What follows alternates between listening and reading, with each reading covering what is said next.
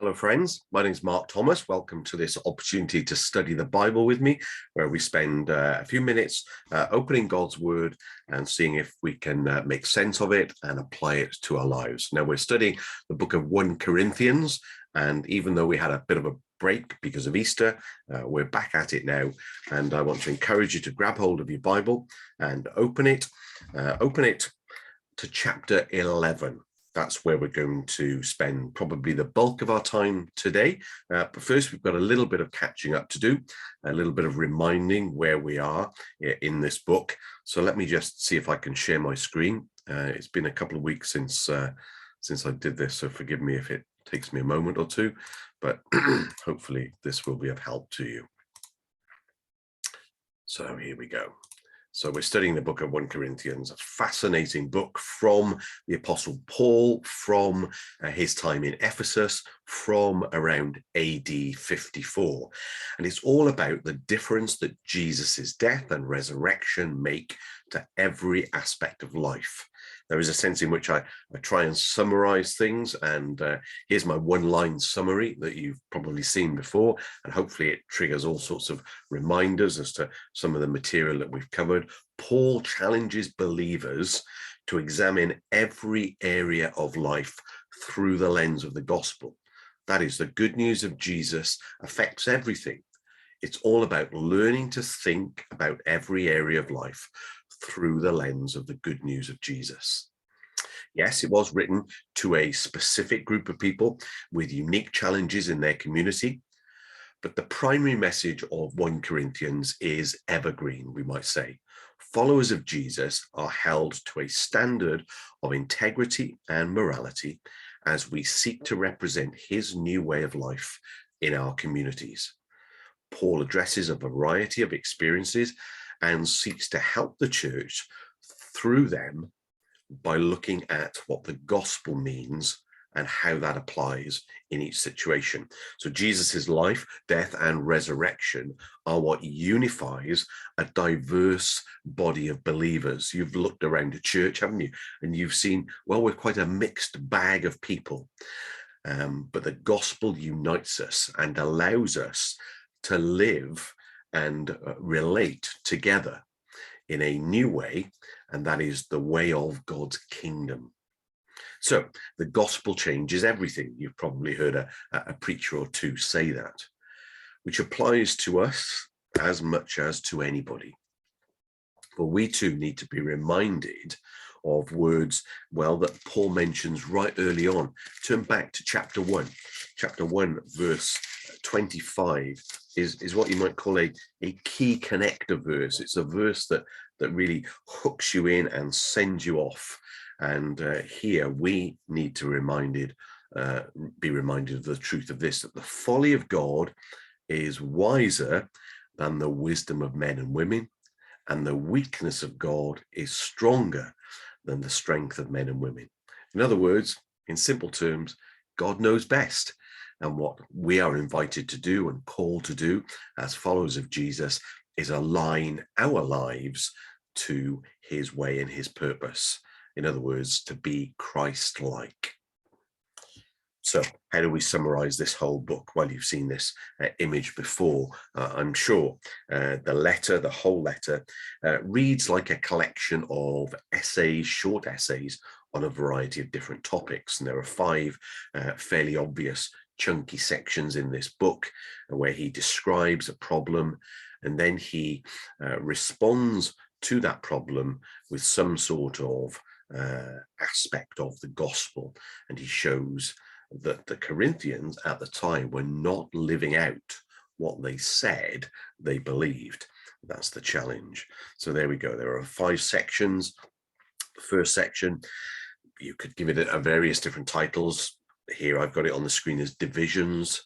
And Paul says that the church is a community of people who are centered around Jesus, and the leaders and teachers of the church are simply servants of Jesus. So while you might prefer one leader over another, it is not worth dividing over, and certainly not speaking poorly about another person. The center of the church is Jesus and the good news about who he is and what he's done. Then the next second chunky section is from really from verses chapters 5 to 7, which talked about sex or relationships or married and unmarried relationships. And there are plenty of implications, both for those who are married and those who are unmarried, especially focusing in on chapter 7. And the main idea of these chapters is that our devotion to the Lord should be undivided. He should be our primary devotion. And of course, from that should tumble out all our other decisions in terms of how we relate to one another.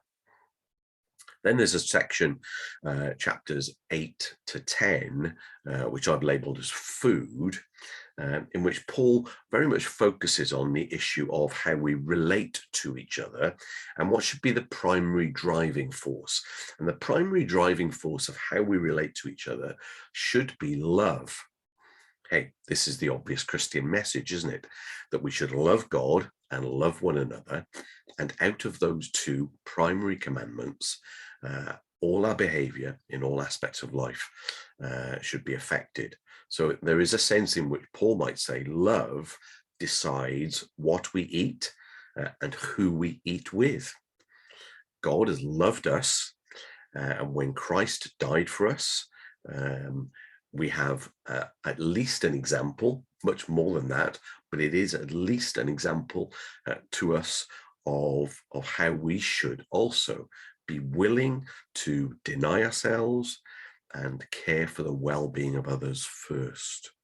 It's how we look out for and look after others that should drive our lives.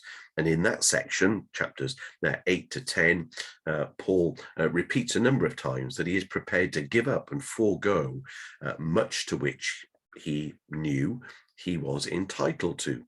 And he gives things up for the sake of the gospel and for the building up of the body of Christ and other believers in the church. Which then brings us to the section that we're going to be looking at today, from chapter 11 onwards. So I want you to look at your Bible. Before you look at chapter 11, just glance down at chapter 10, verse 12, because there is a sense in which chapter 10, verse 12 is at the heart of the apostle's message.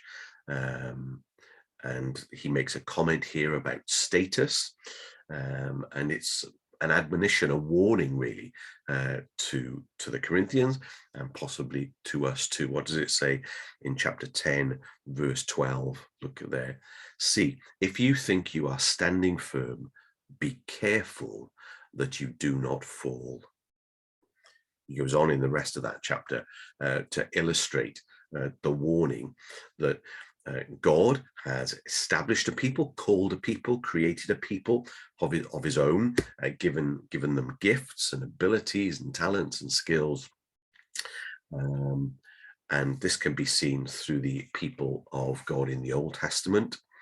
And yet those people drifted away from God, deliberately turned their back on God, abused the gifts and the well-being that God had given them, and in many ways were just regarded as another group of sinful people. But because they were God's chosen people, God in a sense had a right to come along and warn them, and if they didn't respond, as they so often didn't, judge them. And there is a sense in which they act as a salutary example for the New Testament church and for us today, that Christians shouldn't regard their status as being accepted and loved by God as permission to go out and do anything we like. No, we are called to be Christ-like, we're called to be holy, we're called to be in line and in tune with God's will and God's purpose. And so we must be careful that we don't fall, as he says in verse 12 of chapter 10. Anyway, let's move into chapter 11. And as I say, chapters 11 to 14 are really a chunky section, all to do with worship gatherings. And what I think the Apostle Paul here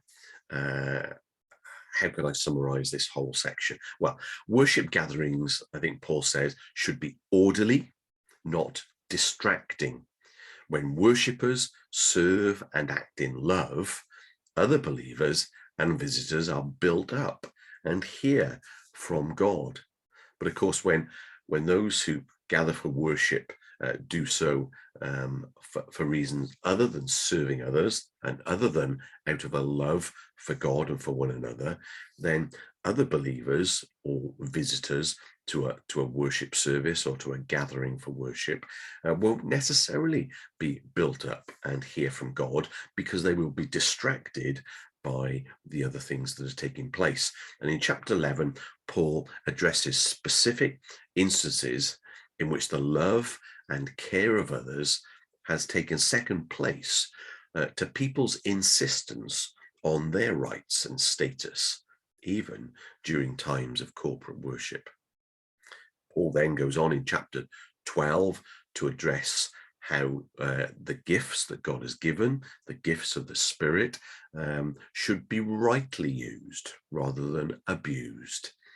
Then in chapter 13 forms a pivotal summary of his whole argument in this section, basically saying that whatever gifts a person may have, even gifts of knowledge, wisdom, and understanding, they are worthless without love. You see, we read chapter 13, don't we? And we've heard it read in many lovely, beautiful contexts, and we adore the wonder of it. But Paul uses it in a really strong and really challenging way to basically say it doesn't matter what else you're good at. It doesn't matter how else you're gifted. It doesn't matter what you're capable of doing, even for the Lord. If you do anything without love, it is worthless, pointless, useless. This is a really strong message for anybody who feels gifted and talented and capable and able and well-resourced and blessed by God. The thought that you could undertake anything without love, and that what you do without love is completely useless, is quite a challenge. And the reason that Paul focuses on this and emphasizes this is that love is in fact the true marker, the true authenticator of spiritual maturity and status in the Christian community. Without love, it's not just that our work and our effort is useless, but without love, there is no commendation of who we are and what we do. Love is the true marker and authenticator of spiritual maturity.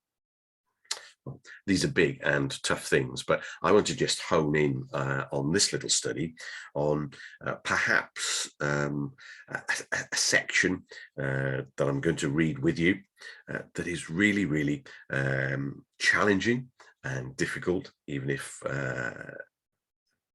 even as we look at the detail, and we might have lots of questions. And here's one question that popped into my mind before we actually look at the text and read the text is, what should I wear to church? How would you answer that question? What should I wear to church? Well, you probably go to church and you wear what you're comfortable with.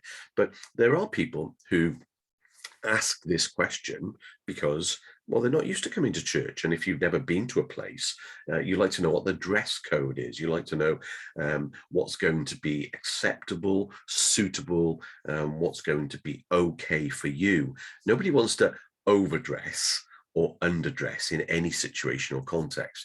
And so for some people, asking the question, what should I wear to church, is a genuine question. But how would you answer that question? Well, there are a couple of possible answers, including perhaps an instinctive response would be, well, wear anything you like, wear whatever you're comfortable with, wear whatever makes you feel okay. The problem with that is that it doesn't always help the person who's on the receiving end, because they still like a little bit of a steer. Do I dress up? Do I dress down? Do I dress formally? Do I dress casually? What will other people be wearing? You see where the question is coming from. However, I can fully understand that a suitable response to the question, what should I wear to church, is wear whatever you are most comfortable with. However, let me prod a little bit here with this question and ask you a second one that's on the screen. Have you ever been distracted by what others wear in church? Have you? Or maybe you're not the sort of person that does get distracted by other people in church. You're really focused on worship and on what's being said and what's being shared and the singing and the message, that you're not distracted by other people at all. Really? I guess there are some people that are like that, but not many. Most of us, when we're in church, we seek to relate to God, but we also seek to relate to one another, and we meet others for fellowship and friendship, don't we? And we see others. And have there not been occasions, perhaps, when somebody, individual or a group, have been in a worship service, been in a church gathering with you, and you've been distracted a little bit by something that they're wearing, or one of the ways in which they look? Now, of course, we would want to say, you are welcome. You are welcome with whatever you wear. We're not really interested on the outside, we're interested on the inside. And that's very true, isn't it? But let's not also kid ourselves that occasionally we are not distracted by what others wear. But I think this is where the Apostle Paul's message here, in verses that we might question their relevance and their appropriateness and their meaning to us, this is where what the Apostle Paul has written in chapter 11 is relevant, because ultimately what he is seeking to do is to remind the Corinthians that how they behave can have an effect on others. And he doesn't want people to be distracted, and he certainly doesn't want people to be shamed or put down or looked down or undermined in the context of worship and church. And that's what we need to hear in these verses. So I think I'm going to stop. No, I'm not going to stop sharing my screen, because I put the text up on the screen for you, and hopefully you can see that. But you've got your Bible in front of you, and I want to read these verses because this passage, well, one of the challenges to us is that it reveals the need as a reader to in a sense be relatively sophisticated in our understanding of how to read the Bible, how to read an ancient text. It's called hermeneutics. It's a big, long, fancy word, but it's all about how you properly read something that's written, read a text, read a piece of literature, and how you properly understand it. Most especially when it is written from a different time, from a different place, to a different group of people, from a different context to our own. And what this particular passage calls on us to do is to have a little bit of a knowledge and understanding of historical and cultural background from which it's coming from, because the historical and cultural background to which Paul is writing to and from which this letter comes out of is actually quite different to our own. That was 1st century, we are in 21st century. That was Corinth, we're in, where are we? You're in Blackwood, South Wales, the United Kingdom, wherever you are. So we're in a different context at a different time, and it requires some different thinking.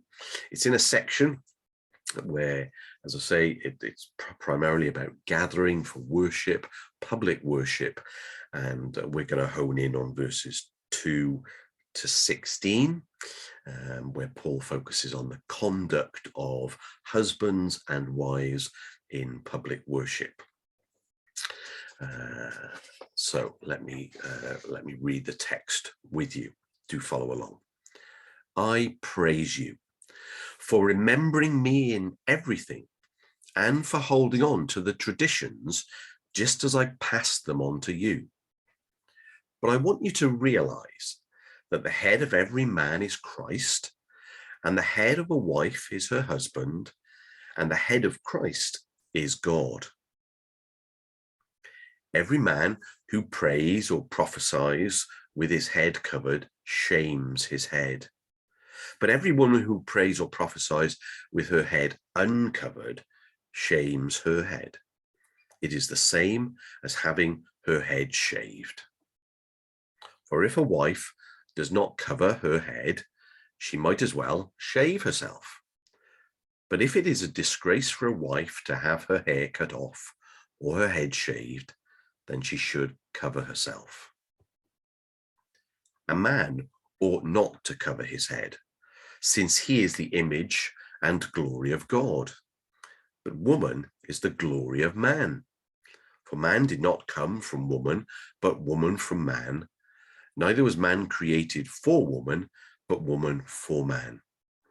Let me just pause with the reading here. Paul is reminding the Corinthians of the creation account from Genesis chapter 1. You know, we know that God created the heavens and the earth, created men and women. And Paul is reminding the Corinthians of that, picking up on the truth of that. So it says there in verse 8, man did not come from woman. Paul is saying that man came from God, created by God. God is our creator. But woman came from man, which is a reminder of the Genesis story that God took woman out of man. And then in verse 9, but neither was man created for woman, but woman for man. And that's not to do with how we use one another or abuse one another. That's simply a recognition of the chronology of creation, that God created humans, man and woman out of man. And then it is, so there are allusions back to, and Paul is reminding the Corinthians of the creation account of God's creation. Verse 10, it is for this reason that a woman ought to have authority over her own head because of the angels. Nevertheless, in the Lord, woman is not independent of man, nor is man independent of woman. For as woman came from man, so also man is born of woman. But everything comes from God. I love that verse 12 there. For as woman came from man, which is an allusion, as I say, back to the Genesis account of the way God created.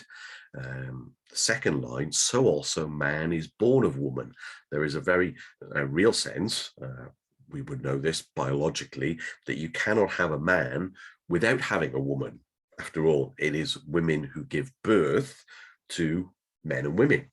And so there's a symmetry there between those two lines in verse 12. For as woman came out of man, originally in creation, also man is born of woman.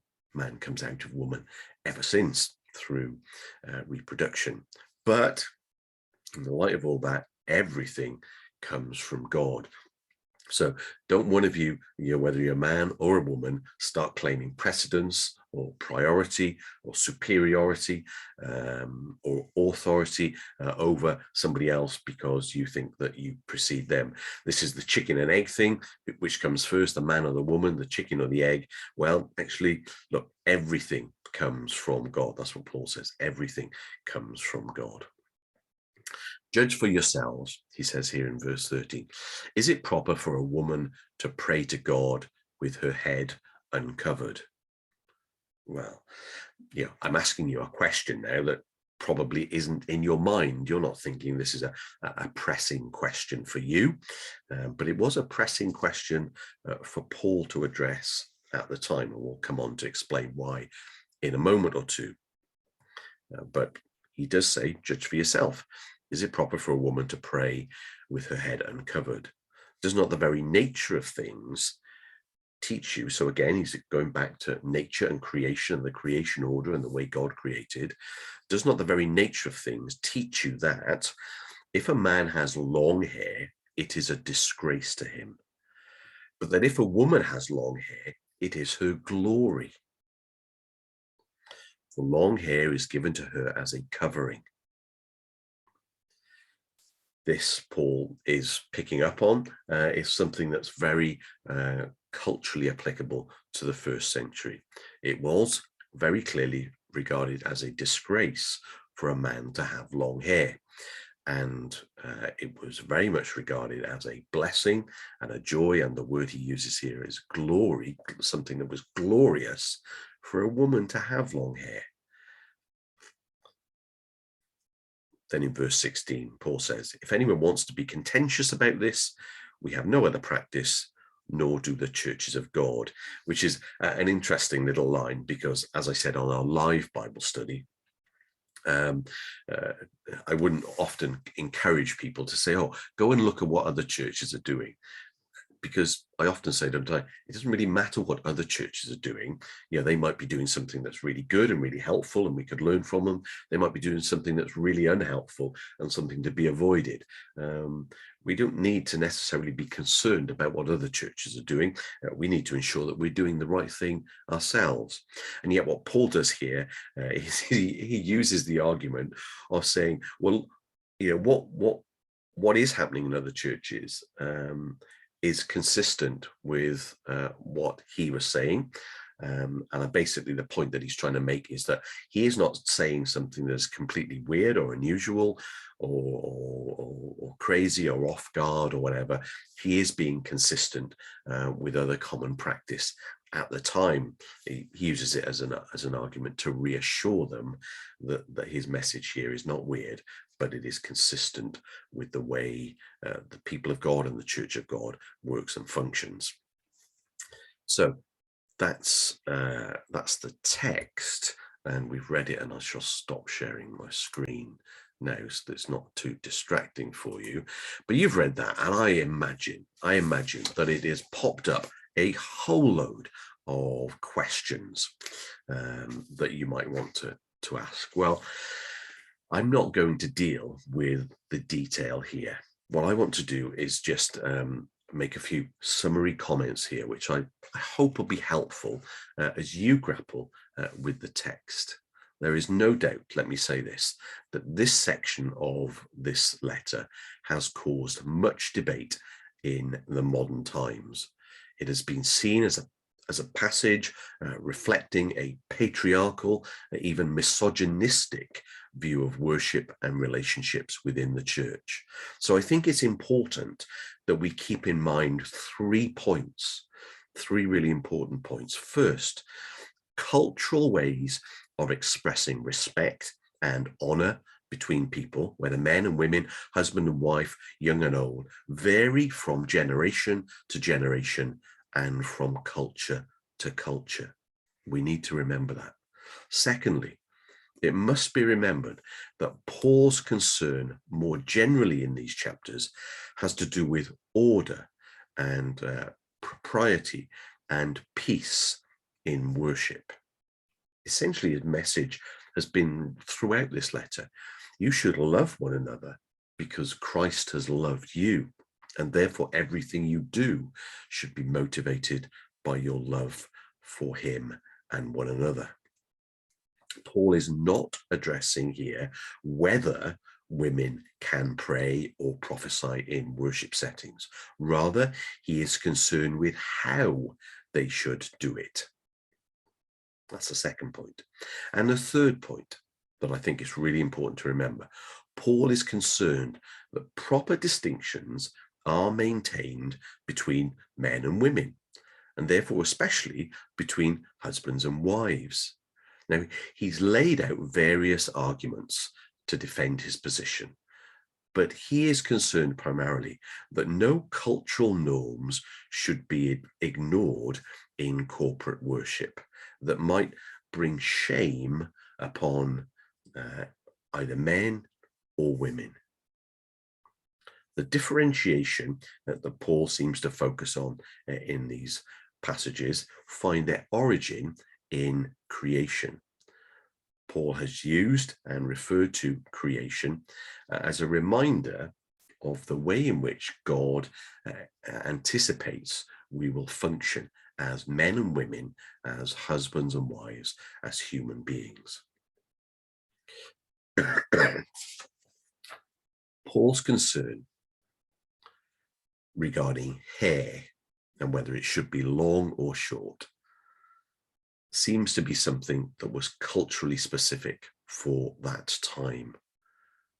Norms regarding the length of hair or how the head was covered suggested were a physical, in a sense, pointer to whether or not somebody was, in a sense, manifesting a Christ-like, godly, reverent way of living, or whether they were being careless, promiscuous, sinful in their attitude to God and to one another. So what does Paul say here? Well, I think one of the things that's happening here is it's probably true to say that there were deliberate attempts by some people, possibly some women in Corinth, to flaunt a certain status within the church that Paul regarded as inappropriate. The fact that the problem arose as some women perhaps flaunted their spirit-given gifts with a lack of consideration for others, and were failing to therefore build other people up, all points to the consistency of his message that Paul wants to bring down and put down those who regard themselves as puffed up and elitist and superior to others on the basis of the good things that God has given them. Now, in much of the modern church, men and women can participate in both praying and prophesying, but it's an activity, regardless of whether you're a man or a woman, that should not be done in a self-glorifying, almost self-flaunting type of way. It should not be regarded as promoting oneself, but should be regarded as something that is in service to God and to others. Now, in Western society, head coverings and the length of one's hair are not really the issue. However, there are still ways in which men and women can flaunt their disdain for convention and for gender differentiation, and so draw attention to themselves rather than to the Lord and his created order. So one or two just final comments before I finish here. This passage is probably the most complex, controversial, and opaque of any text of comparable length in the New Testament, according to Craig Blomberg. A survey of historical interpretation reveal many different exegetical options that various people consider, with myriad interpretations, but there are some generally understood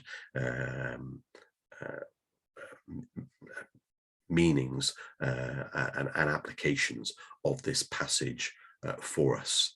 None of these verses, it seems to me, and I'm not alone in this, imply a timeless transcultural mandate to dictate whether a woman should have long or short hair, whether a man should have long or short hair, and whether we should wear hats in church.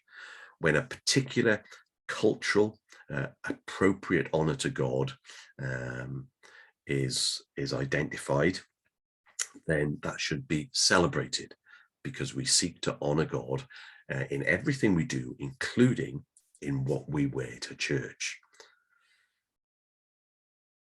What the Corinthians did with their heads mattered, and that's why Paul needed to address it in these verses, because of the religious implications of their appearance.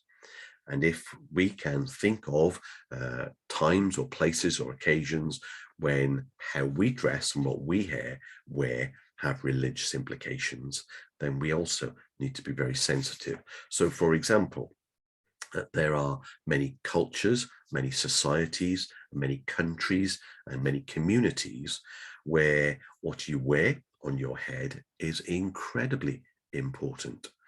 This is something that we would say people who traveled to Muslim countries need to be very sensitive about. For many Muslims, for example, bare-shouldered women is simply a sign of sexual promiscuity. The practice is almost tantamount to being bare-breasted, dare I say. And therefore, you would not want to wear such clothing and behave in such a way in that context and in that culture. That's just one example of what really Paul is addressing here. He's addressing the principle that how we dress, how we appear to others is very important, because it can either build people up and draw people to Christ and enable them to hear from God, or it can be a distraction for them. Hairstyles too. Let me just say a final thing about hairstyles from somebody who hasn't got much hair to have any style about it at all. Hairstyles are generally seen as morally neutral in our days. Since the 1960s, we've watched men hair grow long and short and long and short again. And we've seen in both men and women all sorts of different love of styles, whether it was punk or, well, I never had punk, but you know what I mean.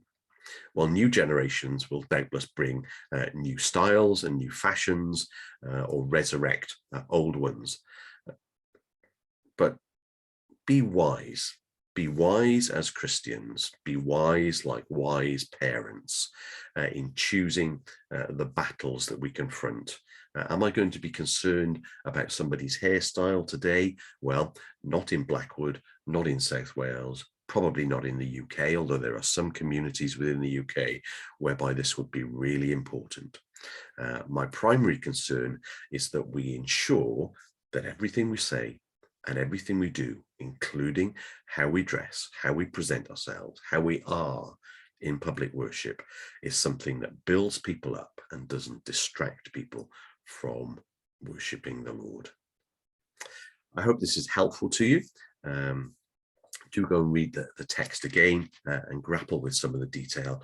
And next time, we'll do a bit of a scan of the rest of this chunky section that covers chapters 11 to 14, as Paul addresses the unity and diversity in the church, especially around the meal that can variously be called the Lord's Supper, communion, the Eucharist, and so on and so forth. So we will dig in to these wonderful chapters next time. But I hope that's been of helpful to you. If you need to send me any questions or queries, I'm sure that there's a link below, or you can text or email me. I'm sure you can find a way of getting in touch with me. Anyway, bless you. Thank you for your time. It's been lovely to spend a little bit of time with you, and do take care. God bless. Bye for now. Bye-bye.